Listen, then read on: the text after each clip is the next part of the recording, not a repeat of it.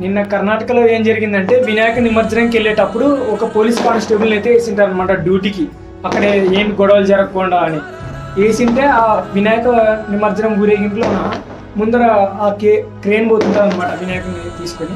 ఆ క్రేన్ పోయే మూమెంట్లో ముందర టపాసులు పెడతారు అనమాట. టపాసులు పెట్టడంతో అక్కడ మొత్తం అది ఎట్ట పడితే అట్లా వెళ్తాయి. మనకు తెలిసి ఆల్రెడీ షార్ట్స్ అవి ఇష్టం వచ్చినట్లు వెళ్తాయి అనమాట.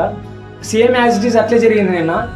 ఆ జరగడంతోన అక్కడ నిలబడుకొని ఉంటాడు అనమాట. అది టపాసులు వెళ్ళేటప్పుడు ఆ కానిస్టేబుల్ ఆ చెయ్యి దగ్గరకు వచ్చి పేలడంతో ఆ చెయ్యి మొత్తం డ్యామేజ్ అయితే అయిపోతుంది. ఇట్లాంటివి జరుగుతాయి. అలాగే ఒక చిన్న పిల్లోనికి కూడా జరిగిందంట, మొత్తం కాలిపోయిందంట. ఇలాంటి ఇన్సిడెంట్లు జరుగుతాయి. కొంచెం జాగ్రత్తగా అయితే ఉండండి. ఎందుకంటే మనం ఆ స్పాట్లో ఉంటే మనకి ఏమైనా జరిగితే మన ఫ్యామిలీ మన మీద ఆధారపడి ఉంటుంది. కొంచెం జాగ్రత్తగా అయితే ఉండండి.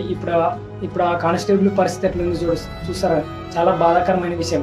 వాళ్ళ ఫ్యామిలీ కూడా ఆయన మీద డిపెండ్ ఉంటుంది అనమాట. ఇప్పుడు అలా జరగడంతో వాళ్ళ ఫ్యామిలీ సఫర్ అవుతుంది. అందుకని